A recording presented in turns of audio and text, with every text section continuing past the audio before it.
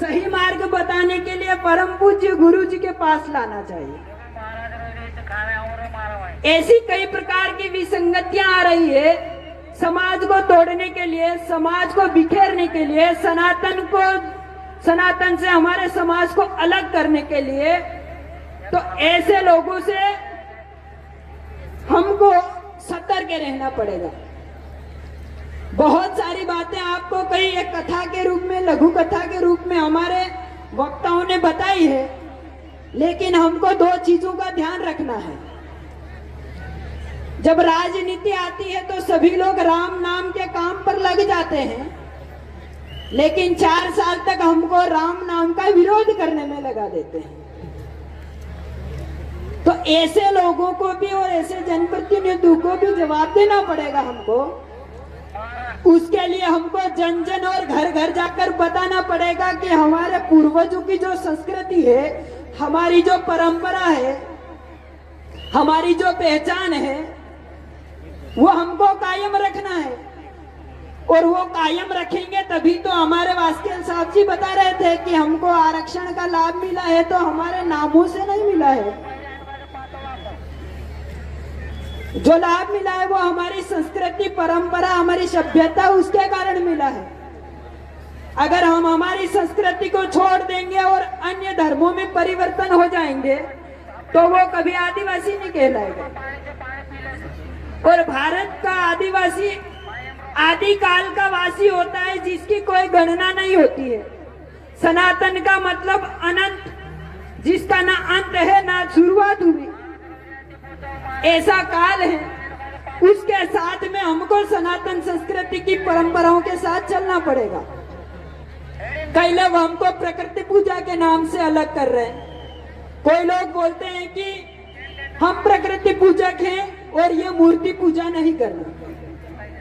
मैं बताना चाहता हूँ, हमारे गांव में खेड़ापति हनुमान का मंदिर है कि नहीं है?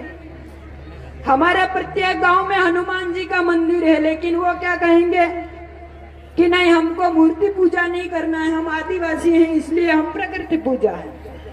तो मैं आपको बताना चाहता हूँ साथियों, चाहे नगर का व्यक्ति हो या ग्रामीण का व्यक्ति हो, वो प्रकृति की पूजा करता है और नगर का आदमी भी प्रकृति की पूजा करता है। हम धरती माता की पूजा करते हैं, हम नदी माता की पूजा करते हैं, हम पीपल की पूजा करते हैं, हम सारे वनों की पूजा करते हैं, लेकिन प्रकृति की पूजा कौन नहीं करता? आपको सबको पता है। जो लोग गांव-गांव में जो राम राम छोड़ दिया है और अन्य अभिवादन स्वीकार कर लिया है, वो लोग प्रकृति की पूजा नहीं करेंगे। इसलिए मेरा विशेष आग्रह है आप सभी लोगों से और सभी मेरे वरिष्ठ जनों से भी विशेष आग्रह है कि हमने नशा मुक्ति अभियान को इतनी जोर शोर से एक बड़ा स्वरूप दिया है, तो उस स्वरूप को हम उस काम में भी लगाना है जो हमारा समाज धर्म से परिवर्तन होकर धर्मांतरित हो रहा है। उस धर्मांतरण को बचाने के लिए, इसके लिए हमको एक धर्मांतरण मुक्त अभियान चलाना है। ये बात मैं रख के यहां से जाऊंगा कि हमारे समाज को नशा मुक्ति तो अवश्य ही करना है, क्योंकि नशे से हमारा शरीर नाश होता है। नशे से केवल हमारा शरीर नाश होता है, लेकिन हमारी संस्कृति से, अगर हमारी संस्कृति खत्म हो गई तो हमारा सारा समाज नाश हो जाएगा साथियों। इसलिए हमको संस्कृति बचाना है तो हमको समाज बच जाएगा। जिस प्रकार हम नशे की मुक्ति कर रहे हैं, उसी प्रकार धर्मांतरण और मिशनरीज की मुक्ति करना है। मैं यही अपेक्षा रख के मैं मेरी वाणी को यही विराम दूंगा। और सभी लोग बैठे हैं इस माँ भारती के साक्षी, उनकी जयकारा करेंगे। 2 हाथ की मुट्ठी बांधेंगे, सभी लोग 2 हाथ की मुट्ठी बांधेंगे और जोर से जयकारा की नारा देंगे, बोलेंगे भारत माता की। जोर से बोलिए साथियों। परम पूज्य हमारे गुरु जी को भी पता होना चाहिए कि जो मैंने काम की शुरुआत की है, आज उसका परिणाम यहाँ पर हो रहा है गुजर बावड़ी में। ये एहसास होना चाहिए साथियों। बोलो भारत माता की,